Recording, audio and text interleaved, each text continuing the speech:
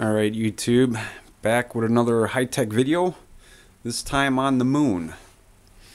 And, seeing how this is for discussion only, same rules apply as my last video. Keep your comments clean. Now let's start off with where did the moon come from? Where did the planet come from? Or the sun? Why is everything round? Everything is perfectly round. Now some people say, well, when a star burns out, it can explode, so these are chunks of maybe a burnt out star or something like that. Well, if that's the case, how come we don't have any planets or moons that look like this? Now that looks like it would be a chunk from a star that was probably blown apart, but we never get that. It's always nice and round. So how do we know the moon is perfectly round? What if the backside of the moon looks like somebody bit a chunk out of an apple? I mean, how do we know that's not the case? We only see one side of the moon, so we don't really know. But in the Apollo missions, they actually flew around the backside of the moon, and they probably would have mentioned that. Just like they mention, the moon emits a cold light. And there's plenty of videos on YouTube that'll show that. I'm actually going to do that demonstration in the future.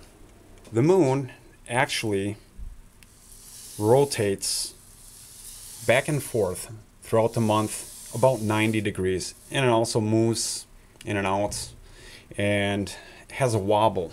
So let's take our globe here. The axis is pointed right at us. That's why we only see one side of the moon. And it turns like this and back like this throughout the month. Well, my question is, doesn't that defy some law, some scientific law? I mean, the Earth, it spins, it's constantly moving in one direction, never stops. That's like the Earth going like this and then coming back, moving back and forth like that. Well, that's what the moon does. And I tried to Google it to get an answer, and they said that gravity is unevenly pulling the moon towards the Earth. And the sun has something to do with that too. Well, how do you unevenly pull something perfectly round? Well, in 1959, Russia has taken a picture of the moon, and it's a pretty crappy picture, but this is the newer version. And it pretty much looks the same, but you'll notice all these potholes. This thing was riddled with meteors or asteroids just pelting this thing. On the front side of the moon, you only have that, so apparently asteroids have only smashed into the backside of this moon. Alright, here's some more images of the backside of the moon, and there is no big chunk missing. If there was, well, that would alter the center point. Maybe it could, gravity could actually pull it unevenly, but it's perfectly round, so there goes that theory. Alright, so I looked up some moon phases, and as you can see, sometimes part of the moon is shaded. Now, when NASA flew out there and those astronauts landed on the moon, they stuck a flag in the ground. Alright, in direct sunlight, the temperature on the moon would be 270 degrees Fahrenheit. Well, in the shade, it's negative 240 degrees.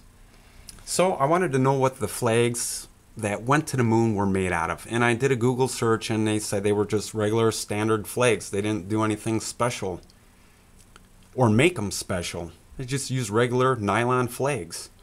So in other words, if you were to take a nylon flag from the 60s and put it in your oven at 270 degrees, do you think it'd smoke or melt a little bit?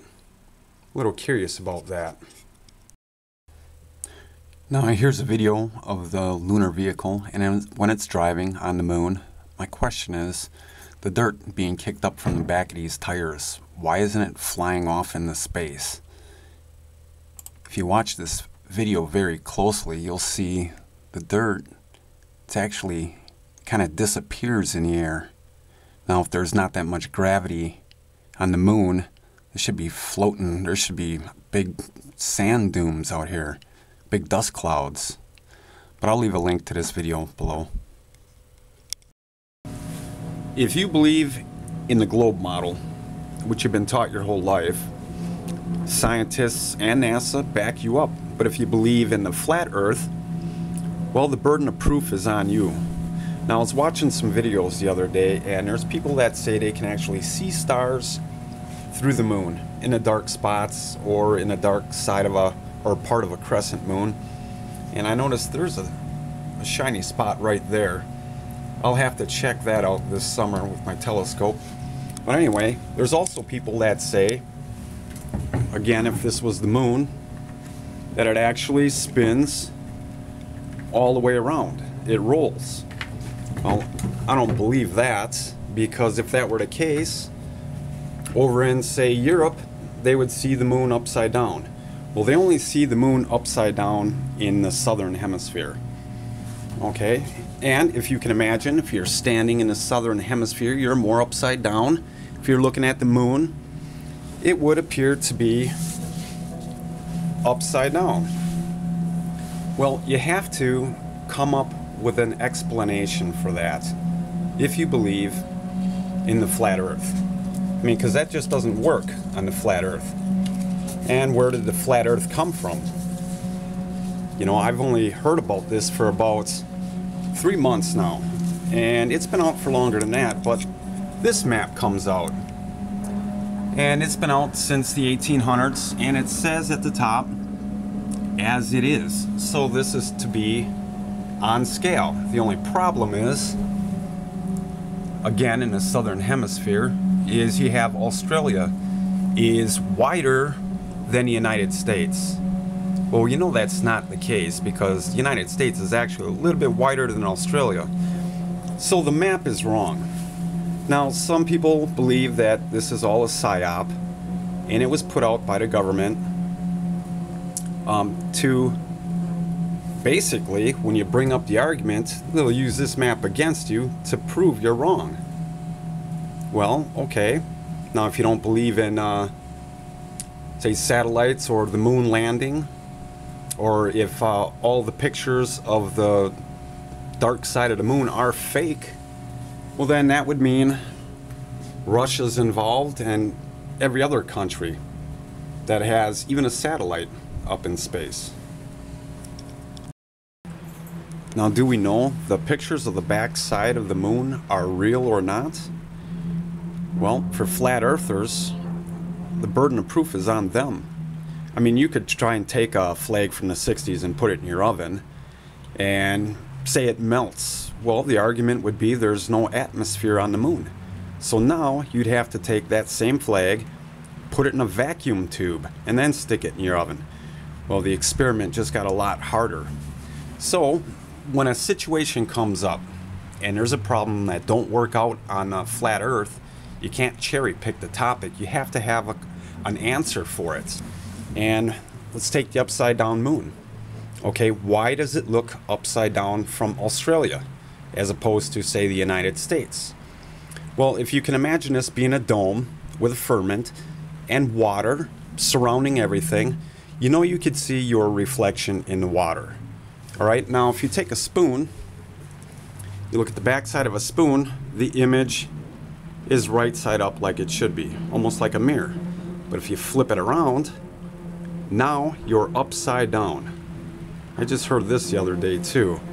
All right, so if this whole thing has a dome on it and it's curved and round like a spoon, you can imagine seeing the moon upside down if you're looking at the firmament wall. Now, I'm not saying that's the answer, but it's an option to think about. All right, now looking at this map here, the flat earth map, do you notice anything missing?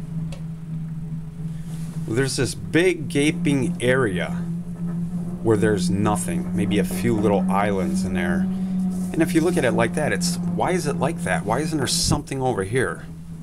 So I jumped on Google and I entered in mysterious continent, and what came up, figures, was Antarctica. Well, then I seen lost continent. So I did a Google search on that, and sure enough, I came up with this. the lost continent of Mu, if I'm pronouncing it right. But anyway, there she is, right in the middle of nowhere. So in other words, if you were to drain or lower the oceans, this might pop up again. Now if you stick that lost continent on the flat Earth map, now you have something like this. Okay, now what's that look like? Possibly 4 corners of the world? What do you think? Bear with me on this video as it's going to be all chopped up to shorten the viewing time. I just, in closing, wanted to bring up one last question. It says here, the moon's gravity is 83% less than that of the Earth. So in other words, a 200-pound man standing on the moon would only weigh about 34 pounds. Well, if the gravity is reduced that much, how can it affect the tide of the oceans being about 240,000 miles away?